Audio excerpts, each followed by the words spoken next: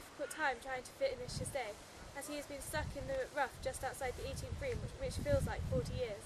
This has to be disappointing to the one team leader who has a nice start to the day. As you recall, that the first driver of the day landed in the water hazard off one, but Moses was able to use his brother 9 iron to park the water's eagle at the first hole. Bob. Bob, Elijah, was paired with the barrel of this round.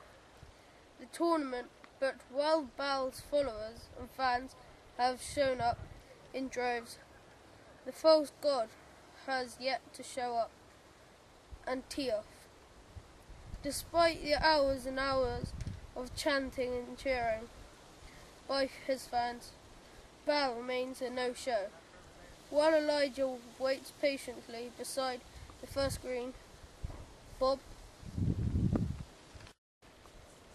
Bob, I'm standing here beside the 11th green, where young David continues to astonish fans and foes this play on the course. He's just birdied his 4th hole in a row, prompting fans to break out in a cheer of "Saul birdied thousands, but David tens of thousands." Not at all, Bob. In fact, every time David makes a nice shot, Saul throws one of his clubs at his head.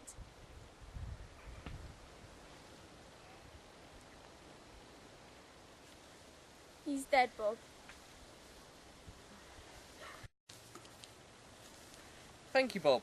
And it looks like one of the more interesting pairings of the day is no more, as Abraham and his nephew Lot have decided to part their ways in the 9th fairway.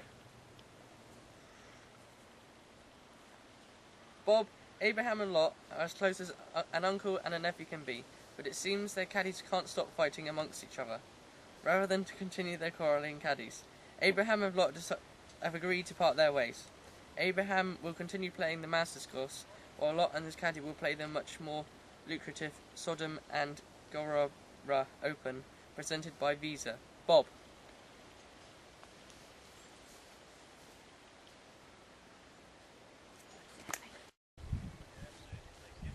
Bob, a disappointing finish for Moses today. Unable to get the ball out of the rough himself, Moses consulted the master himself, who told Moses if he would simply speak to the ball, it would drop in the hole. Rather than listen to the master, Moses chose to hit the ball with his driver as hard as he could. He finished the hole, but as a result of his disobedience, the master had forbidden him to enter the clubhouse. Yes, he did, Bob. He had a nice drive of the 18th tee, and he only needed to sink a 4-foot putt for a piece of lead, but unfortunately he came up a little short.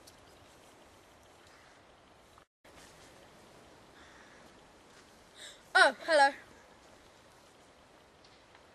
Bob, the followers of the Bow have started a bonfire to try and summon their champion to the course.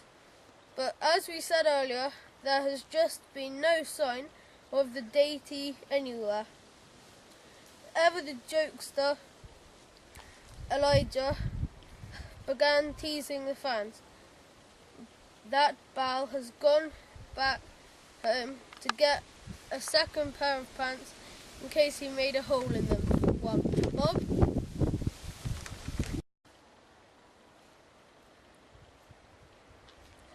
Not good, Bob.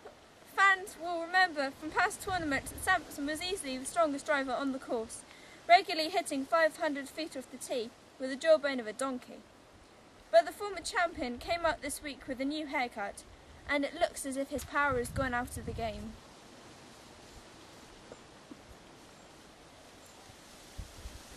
There's always hope with the master, Bob, but I gotta be honest, Sampson is just the kind of staggering around like a blind man out there. Anyone seen Nigel's hair recently? Which one? Bob, the Apostle Peter has been having a great day until he chipped his second shot on the 8 into the water, prompted by the master. He began walking out onto the water to hit out the hazard with a chance of birdie, but as we've seen him do it before, Peter began to doubt and sank right into the water. Looks like he's going to do a double bogey this one.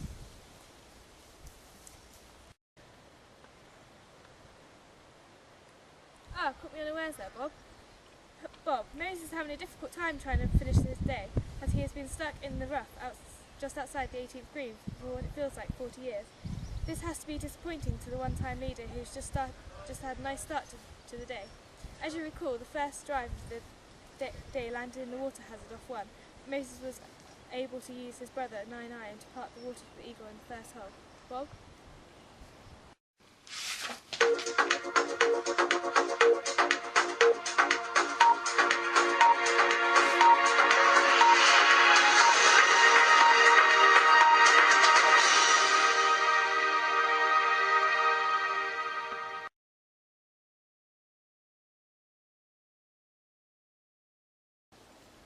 Thank you, Bob. And it looks like one of the most interesting pairings of the day is no more, as Abraham and his nephew Lot have decided to part their ways in the ninth fairway. Bob, Abraham and Lot are so close as an uncle and a nephew can be, but it seems their caddies can't stop fighting amongst